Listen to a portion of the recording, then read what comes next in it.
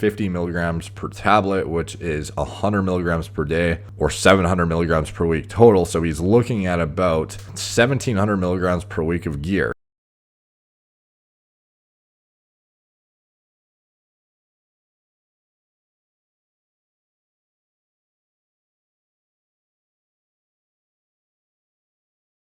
What's up, guys? Derek, moreplates.com. Today we're going to be talking about Kevin Levrone's very first steroid cycle. So Kevin actually opened up in an interview with Muscular Development where he outlined his cycle progression, and the first and second cycles were actually outlined with pretty elaborate detail. So he talked about how he did his first cycle of steroids when he was 24 years old, almost 25, at 6 weeks out from his first contest. By then he was a grown man, etc. The interesting thing here is that he said he was given testosterone cypionate and he used 1 shot a week, and that was it for the first week. Nothing happened. Another week went by, still nothing. So obviously this is as the compound serum concentrations are starting to build up in the system. By the third week, started getting stronger all of a sudden, looking fuller, going down further. I didn't know I was supposed to diet for the show. I was working in construction all day back then, so that burned up a lot of calories. My dinners would be a double Whopper with cheese from Burger King and ice cream from McDonald's. Before that 6-week cycle, I was 198 pounds. By the end, I was 206 and much harder looking. I won the heavyweight and overall.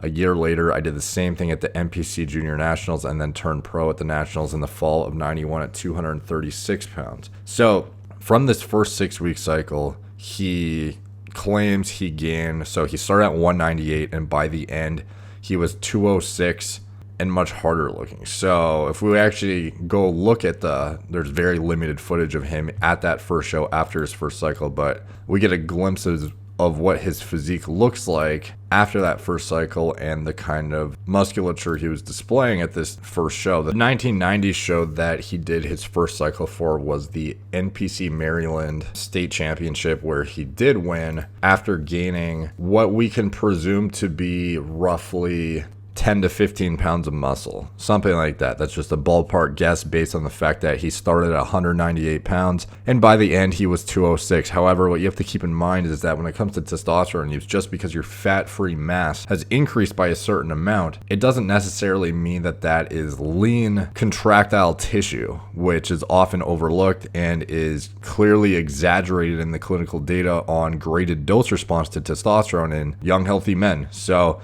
that's something to keep in mind there. So despite him probably gaining what we can presume to be around probably closer to 10 pounds of muscle if he was much harder looking and 8 pounds heavier by the end of it, how much of that was actual contractile tissue? I don't know. Maybe 8, maybe 10. It's hard to say, but that's just, a ballpark guess, and that is within 6 weeks. So now going from that, where he was trying to diet for a show, or I guess it wasn't actually trying to, but he did indirectly, he did his second cycle, which is more or less more indicative of what his genetic response is to gear in the presence of a sufficient amount of calories, an actual off season. So he outlines here his first cycle, he claims, was testosterone cypionate 1 shot a week, and he's guessing 400 milligrams per week. So I don't know, when he says 1 shot, he doesn't even outline the number of milliliters or the milligram per milliliter. So I'm assuming he was doing 2 cc's per week or something like that. I don't know how he arrived at that 400 milligram dose, but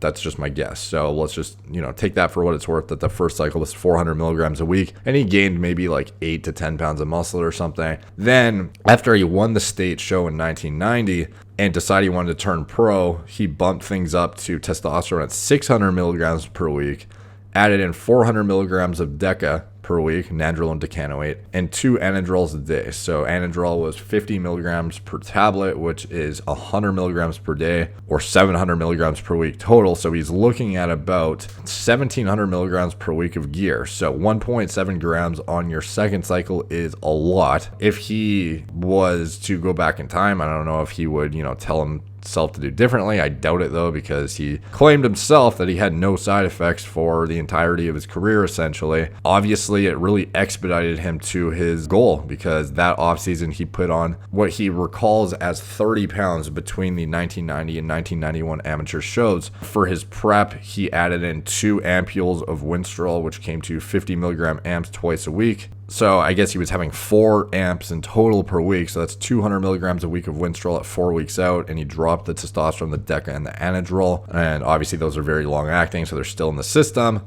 up until the show, basically, just at much lower amounts. So started taking 20 milligrams per day of Halo, and he would go into the shows on Winstrol and Halo.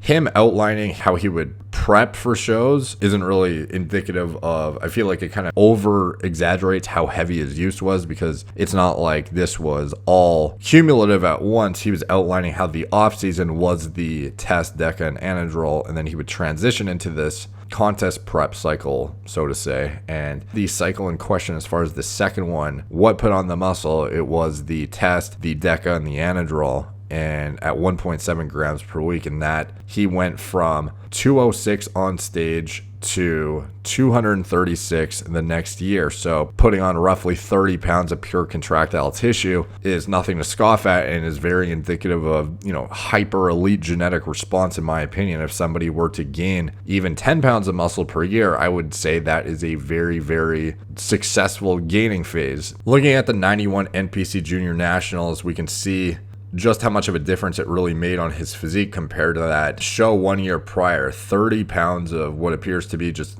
pure muscle at this point added onto his frame.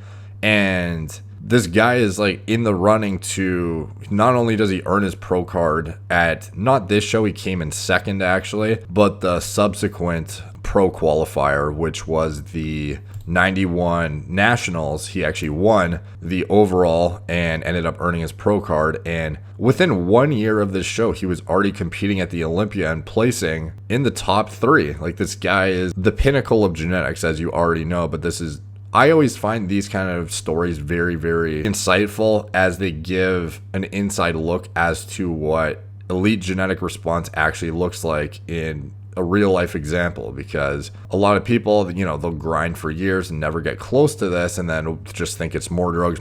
But in reality, you see these guys that transition to the top and they get there fairly quick. Like the guys who have the most elite genetics, Levrone only did like a handful of cycles before he ended up on the Olympia stage. Like, it's kind of insane to think that what this guy accomplished in just like 2.5 years, most people nobody is going to get even close to this within 30 years of blasting and cruising dosages much higher than him. So is that to discourage anyone from bodybuilding? No, it's just to show what I believe to be one of the best examples in history of genetic response at its finest, what hyper response to training and drugs really looks like in a real life progression, with somebody starting off at sub 200 pounds lean, even as a natural, and then just within starting a very, very, what many would consider to be baby cycle, jumping up to 206 lean within 6 weeks. Contest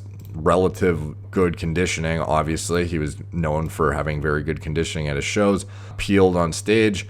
This is within 1 6-week cycle of just testosterone at what many would consider to be, some even consider like a high TRT dose, which obviously it's not. But with that being said, it's not like it's anything crazy. And then moving forward to his first real offseason blast, this guy just explodes and puts himself from amateur status to top IFBB Pro Olympia contender within a year. He already has what you can see to be the majority of his size, going from winning a state show to being a top 3, placing second to Dorian Yates within 2 years. There's no better example I could think of, or it's at least in the top handful of examples of elite genetics at its finest, and what real Olympia caliber genetic progression can look like in a real life example. So thank you guys for watching. Please like, subscribe, check out my blog, moreplatesmoredates.com. Follow me on Instagram at moreplates_moredates, Facebook, Snapchat, Twitter,